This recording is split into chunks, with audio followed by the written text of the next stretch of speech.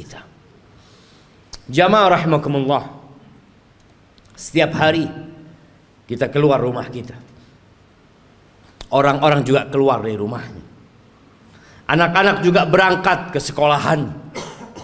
Besok mereka akan melakukan itu lagi. Terus rutinitas yang dikerjakan oleh manusia.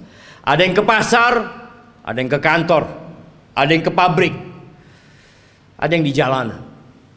Semuanya mencari apa? Mencari uang, mencari harta. Allah telah menanamkan di dalam jiwa kita kecintaan kepada harta.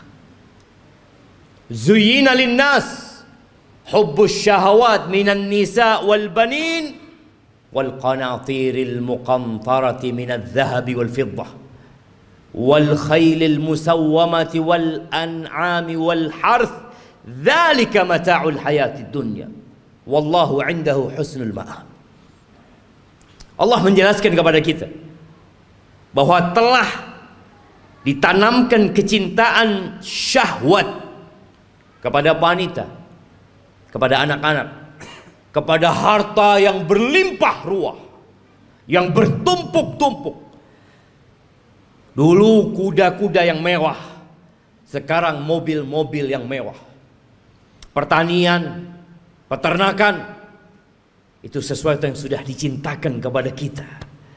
Itu kesenangan kehidupan dunia. Tapi di sisi Allah ada tempat kembali yang baik. Lihatlah orang terkaya di dunia ini. Kemana dia bawa hartanya? Dia tinggal.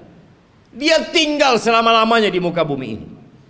Di negeri ini kita sering membaca 10 orang terkaya. 1 fulan, 2, 3, 4, 5, 6, 7, 8, 9, 10. Semua hartanya ditinggal. Hati-hati dengan dunia ini. Jangan sampai kita tertipu. Silahkan bekerja, silahkan cari harta, tapi ambisi kita bukan dunia. Karena kita gak lama tinggal di dunia, jemaah. Sungguh sangat bodoh manusia yang menimbun hartanya di sebuah tempat. Dia taruh di brankas, tiap hari dia kumpulkan di sana. Kemudian setelah itu dia tinggal selama-lamanya. Kemana akalmu? Bukankah kau capek menumpuk harta itu? Bukankah kau sekolah tahunan untuk mendapatkan harta itu? Dan engkau udah dapat. Kenapa kau gak bawa? Kenapa kau tinggalkan selama-lamanya kau tinggalkan di muka bumi? Dan kebanyakan kita seperti itu. Hanya bekerja dan terus bekerja, kemudian pergi meninggalkan dunia. Ahibati fillah, sebagian kita sudah hidup menderita jiwanya. Maka disebutkan oleh WHO sudah ada 1 miliar manusia yang sakit jiwa, sakit mental. Kata Nabi SAW mengingatkan para sahabatnya, kaifa antum idza futiyat alaikum faris wa rum ayu qaumin antum. Kira-kira bagaimana kondisi kalian? Nabi menyampaikan ini dalam kondisi sahabat susah, tidak tahu apa yang besok mereka makan. Dalam kondisi sebagian sahabat ketika berangkat perang sehari hanya makan 1 butir kurma. Sehari hanya 1 butir kurma.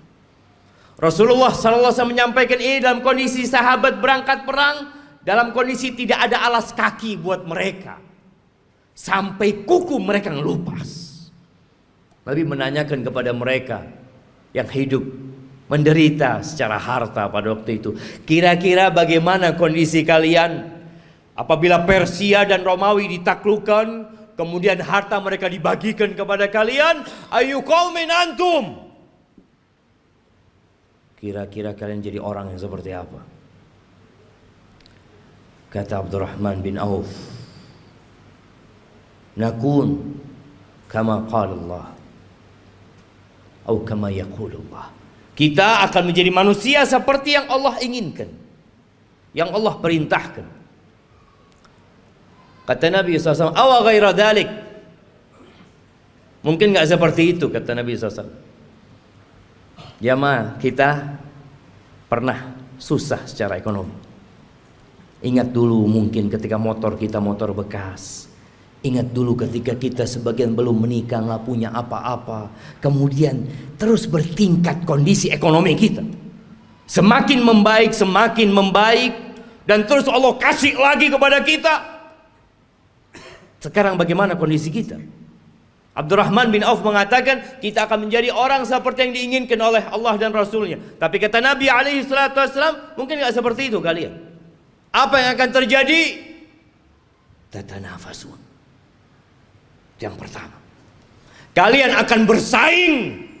Udah punya harta banyak, yang seharusnya hidup tenang, sakit jiwa. Terus dia bersaing. Motornya kepingin lebih baik dari motor orang lain, handphonenya kepingin lebih baik dari orang lain, hartanya kepingin lebih banyak dari orang lain, rumahnya kepingin lebih bagus dari yang lainnya. Terus didorong oleh penyakit. Tatanafasun. Itu yang akan terjadi. Oke. Bersaing boleh kan, selama kita tidak menzalimi orang lain. Tapi Nabi SAW mengatakan itu hanya awal yang akan terjadi. Yang kedua, thumma tatahasadun. Kalian akan saling hasud setelah itu. Karena dunia ini sempit, jamaah. Kursi-kursi itu terbatas. Kalau sudah ada yang duduk di sana, yang lain nggak bisa duduk di situ. Dia harus turunkan dia. Dia harus menggantikan posisi itu. Kalian akan saling hasud. Kita lihat orang-orang yang di pasar. Bagaimana kondisi jiwa mereka, yang mungkin tampak sehat-sehat menurut kita, tapi sakit jiwanya. Nabi menyampaikan kalian akan saling iri. Kalian akan saling hasud. Gak suka orang lain lebih baik dari dia daripada sisi. Gak suka dia. Padahal saudaranya Muslim, yang seharusnya dia bergembira dengan kegembiraan saudaranya, yang seharusnya dia cinta kepada saudaranya seperti dia mencintai diri dia sendiri. Tapi itu tidak terjadi.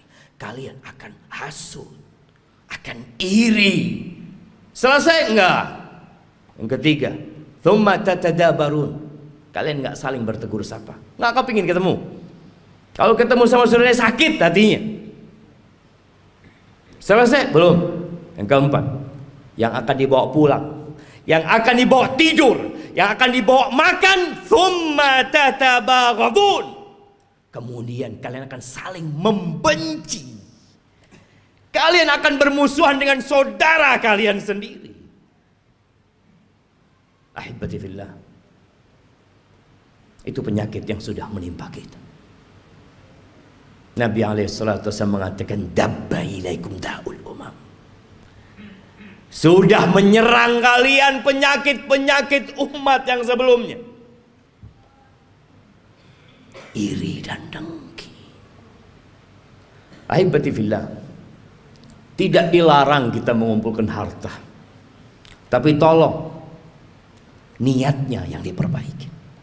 Rasulullah SAW ketika melihat ada seorang sahabat yang bekerja keras mengumpulkan harta, kata orang-orang di kalangan sahabat yang lainnya mengatakan, laita hadza fi sabilillah. Aduhai kalau kekuatan dia, energi dia itu disalurkan di jalan Allah, di jihad fi sabilillah. Maka Nabi mengatakan kepada para sahabatnya, lau kana yas'a. Kalian tahu kalau orang ini keluar bekerja dalam rangka memberikan nafkah kepada kedua orang tuanya yang udah sepuh, fahuwa fi sabilillah. Dia di jalan Allah. Yang kedua, lau kana kharaj yas'a ala auladin lahu sighar. Kalau dia bekerja dalam rangka niatnya memberikan nafkah kepada anak-anak yang masih kecil, fahuwa fi sabilillah. Dia di jalan Allah. Jangan diremehkan dia bekerja. Yang ketiga, in kana kharaj yas'a yu'iffa nafsah. Kalau dia keluar bekerja dalam rangka menjaga kehormatan dirinya, agar dia tidak jadi benalu di masyarakat, dia tidak menyusahkan orang lain, Dia sedang ingin menjaga kehormatan dirinya, nggak ingin minta-minta sama orang. Fahuwa fi sabilillah, maka dia pun di jalan Allah. Tapi yang keempat, in kana kharaja riya'an wa mufakharatan. Tapi kalau dia kerja dalam rangka riya, pamer, dalam rangka berbangga-banggaan dengan harta dia, fahuwa fi sabilis syaitan, maka dia di jalan syaitan. Jangan sampai tiap hari kita keluar rumah kita, kita sedang berada di jalannya syaitan. Bekerja hanya untuk berbangga-banggaan, hanya untuk pamer kepada orang lain. Aqulu qawli hadza wa astaghfirullah li wa lakum wa lisairil mu'minin wal mu'minat fastaghfiruh innahu huwal ghafurur rahim.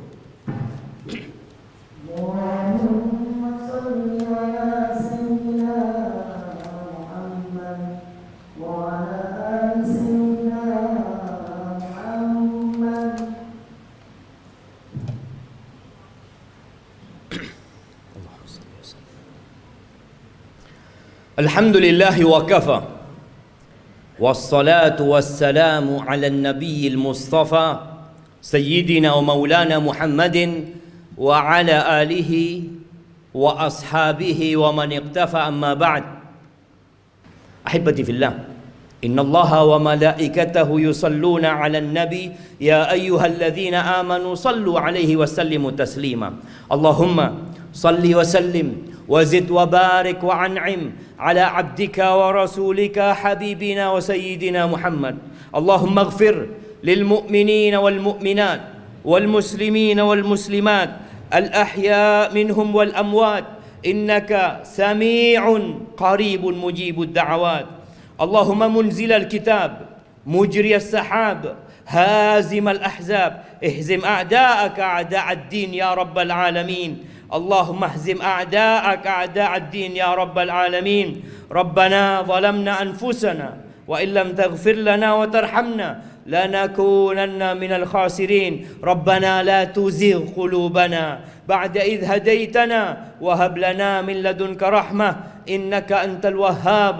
ربنا آتنا في الدنيا حسنة وفي الآخرة حسنة وقنا عذاب النار.